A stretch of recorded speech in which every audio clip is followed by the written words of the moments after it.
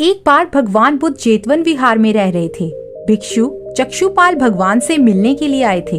उनके आगमन के साथ उनके दिनचर्या, व्यवहार और गुणों की चर्चा भी हुई। भिक्षु चक्षुपाल अंधे थे। एक दिन विहार के कुछ भिक्षुओं ने कुछ मरे हुए कीड़ों को चक्षुपाल की कुटी के बाहर पाया और उन्होंने चक्षुपाल की निंदा करनी शुरू कर दी कि उन्होंने इन जीवित प्राणियों की हत्या की है।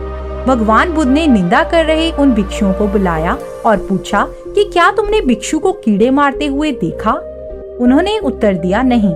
इस पर भगवान बुद्ध ने उन साधकों से कहा कि जैसे तुमने उन कीड़ों को मारते हुए नहीं देखा, वैसे ही चक्षुपाल ने उन्हें मरते हुए नहीं देखा और उन्होंने कीड़ों को जानबूझकर नहीं मारा, इसीलिए उनकी वत्सरना करना उचित नहीं है।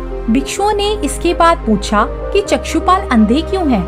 उन्होंने इस जन्म में अथवा पिछले जन्म में क्या पाप किए? भगवान बुद्ध ने चक्षुपाल के बारे में कहा कि वे पूर्व जन्म में एक चिकित्सक थे।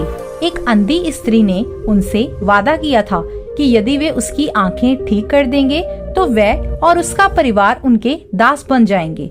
स्त्री की आंखें ठीक हो गई, पर उसने दासी बनने के भय से यह मानने से इनकार कर दिया।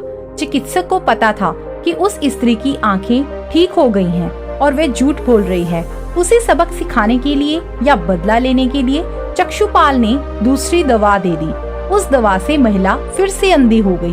वह कितना रोई पीटी, लेकिन चक्षुपाल जरा भी नहीं पसीजा। इस पाप के फलस्वरूप अगले जन्म में चिकित्सक को अंधा बनना पड़ा। दूसरी प्रेरक कहानी। एक बार भगवान बुद्ध अपने अनुयायियों के साथ किसी गांव में उपदेश देने जा रहे थे। उस गांव से पूर्व ही मार्ग में उन लोगों को जगह जगह बहुत सारे गड्ढे खुदे हुए मिले। बुद्ध के एक शिष्य ने उन गड्ढों को देखकर जिज्ञासा प्रकट की, आखिर इस तरह गड्ढे का खुदे होने का क्या तात्पर्य है? बुद्ध बोले, पानी की तलाश में किसी व्यक्ति ने इतने गड्ढे खोदे हैं। यदि वह धैर्य पूर्वक एक ही स्थान पर गड्ढे खोदता तो उसे पानी अवश्य मिल जाता, पर वह थोड़ी देर गड्ढा खोदता और पानी ना मिलने पर दूसरा गड्ढा खोदना शुरू कर देता। व्यक्ति को परिश्रम करने के साथ साथ धैर्य भी रखना चाहिए। तीसरी प्रेरक कहानी। भगवान बुद्ध का जब पाटलिपुत्र में शुभागमन हुआ तो हर व्यक्ति अपनी अपनी स्थिति के अनुसार उन्हें उपहार देने की योजना बनाने लगा। राजा बिंबिसार ने कीमती हीरे, मोती और रत्न पेश किए। बुद्ध देव ने सबको एक हाथ से सहर्ष स्वीकार किया। इसके बाद मंत्रियों, सेठों, साहूकारों ने अपने अपने उपहार उन्हें अर्पित किए और बुद्ध देव ने उन सबको एक हाथ से स्वीकार कर लिया। इतने में एक बुढ़िया लाठी टेकते आई।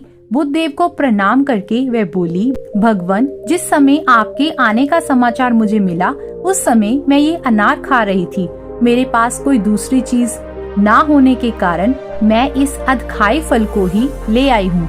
यदि आप मेरी इस तुच्छ भेंट स्वीकार करें तो मैं अहोभाग्य समझूंगी। भगवान बुद्ध ने दोनों हाथ सामने कर वह फल ग्रहण किया। राजा बिंबिसार ने जब ये देखा तो उन्होंने बुद्ध देव से कहा, भगवान क्षमा करें, एक प्रश्न पूछना चाहता हूँ। हम सबने आपको कीमती और बड़े बड़े उपहार दिए हैं जिन्हें आपने एक हाथ से ग्रहण किया, लेकिन इस बुढ़िया द्वारा दिए गए छोटे एवं जूठे फल को अपने दोनों हाथों से ग्रहण किया, ऐसा क्यों? यह सुन बुद्ध देव मुस्कुराए और बोले, राजन, आप सबने अवश्य बहुमूल्य उपहार दिए हैं, किंतु यह सब आपकी संपत्ति का 10वां हिस्सा भी नहीं है। आपने ये दान दीनों और गरीबों की भलाई के लिए नहीं दिया, इसीलिए आपका ये दान सात्विक दान की श्रेणी में नहीं आता।